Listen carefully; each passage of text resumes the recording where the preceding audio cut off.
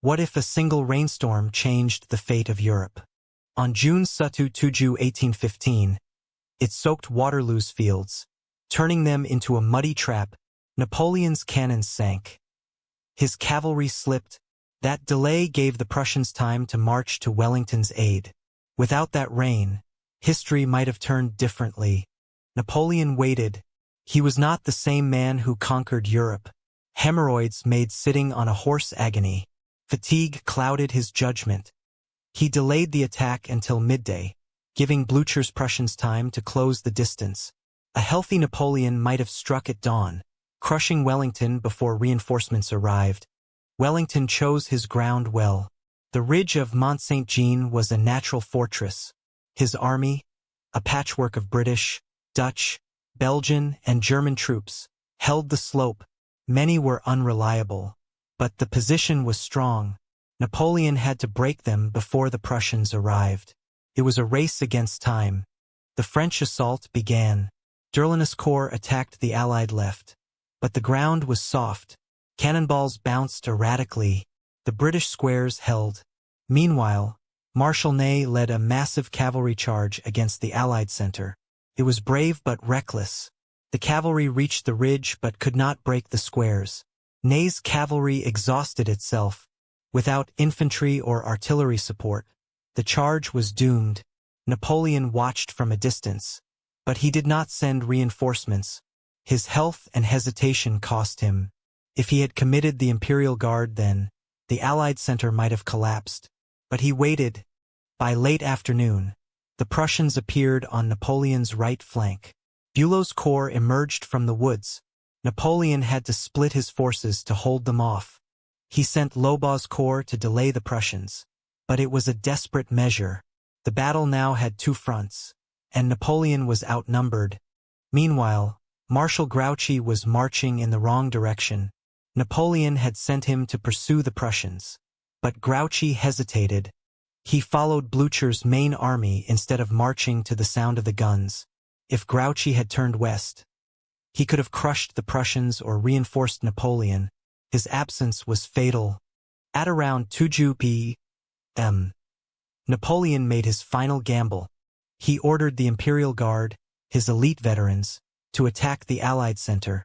The Guard marched in perfect formation, their bearskins tall. They advanced up the slope, ignoring the artillery fire. Wellington's men waited behind the ridge. Hidden from view, the Guard reached the crest. Suddenly, Wellington gave the order. Hidden British infantry rose and fired a devastating volley at close range. The Guard staggered. Then, a flank attack by Dutch-Belgian troops and British cavalry sent them reeling. For the first time, the Imperial Guard retreated. Panic spread through the French army. If the Guard had broken the British center, victory was assured. Wellington had no reserves. The Allied army would have shattered. But the flank attack turned the tide. The Guard's retreat was a signal for a general French rout. Napoleon's army dissolved into chaos. The battle was lost. What if a single decision had changed? What if Grouchy had marched to Waterloo instead of following Blücher? He had 30,000 fresh troops. Their arrival could have crushed Wellington's flank while the Guard attacked the center. Napoleon's plan was sound, but execution faltered. The Prussians' arrival turned the tide. Waterloo was a near-run thing. A few hours, a few miles, a few choices. The rain, the mud, Napoleon's health, Grouchy's hesitation. Any one of these could have flipped the outcome. But history is a chain of small moments.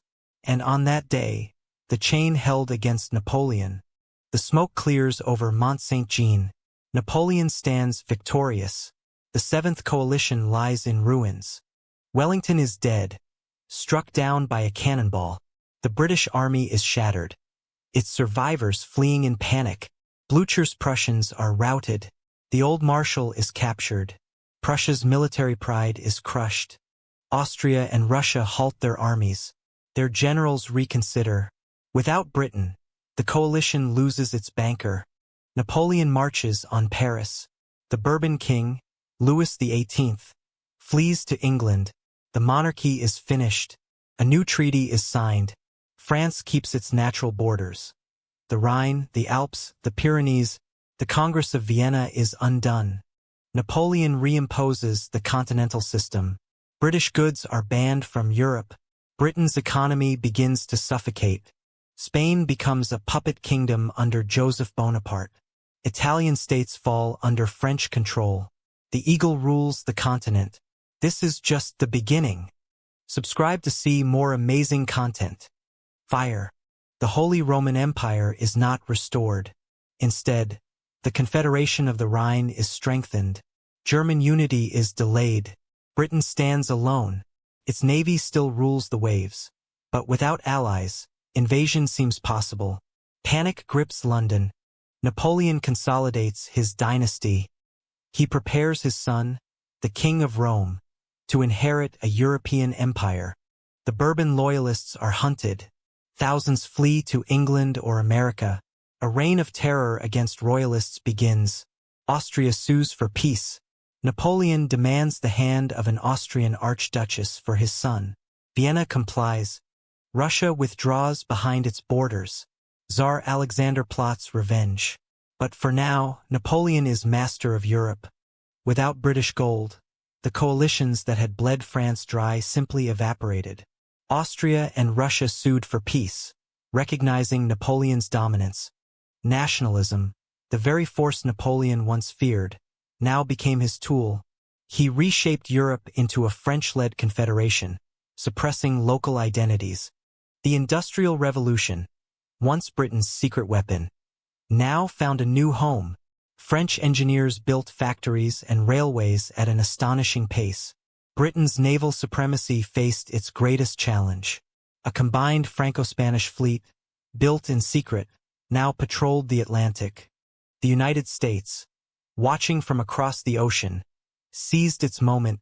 With Europe distracted, it expanded westward, unchecked by any European power. Latin America's dreams of independence were crushed. Spanish forces, reinforced by French troops, crushed rebellions from Mexico to Argentina. Russia, humiliated but unbowed, turned its gaze eastward. It expanded into Asia, clashing with the Ottoman Empire and seeking new allies.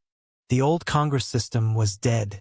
In its place, Napoleon imposed a Napoleonic order, a network of treaties and puppet states that ensured French dominance. A unified Germany, the dream of nationalists, was delayed indefinitely. The German states remained fragmented, each a client of Paris. Italy, too, remained a patchwork of French client states. The dream of a united peninsula was crushed under the weight of imperial control. The Napoleonic Code became the legal standard across Europe. It brought uniformity but also centralized power in the hands of the emperor. Feudalism and serfdom were abolished in French-controlled territories. Peasants gained freedom, but their new masters were French bureaucrats.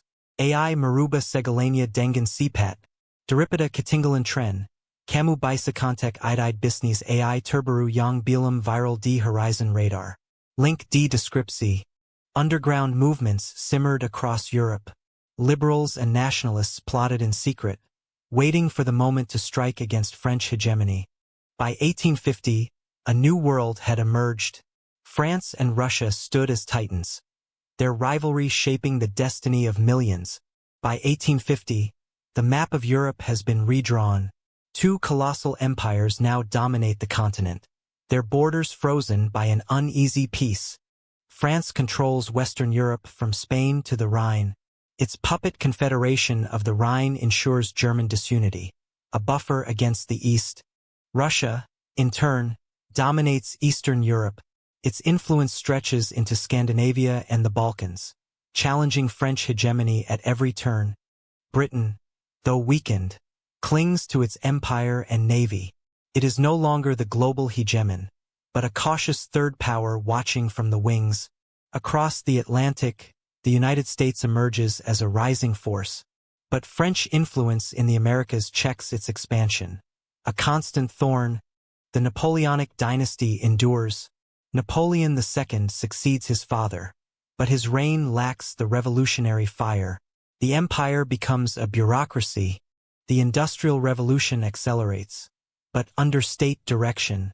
Without British liberal capitalism, innovation is controlled by the French and Russian crowns. Colonial competition intensifies. France and Russia carve up Africa and Asia, their rivalry spilling into proxy conflicts from the Middle East to India. A Cold War simmers between Paris and St. Petersburg. They fight through puppets and spies, but avoid direct confrontation. The balance holds. Nationalism and liberalism are brutally suppressed. Underground movements plot in secret, but the iron grip of the empires crushes every uprising. Technology advances, but at a different pace. State-funded projects produce grand railways and telegraphs, but consumer innovation lags behind. The Congress of Vienna is a distant memory.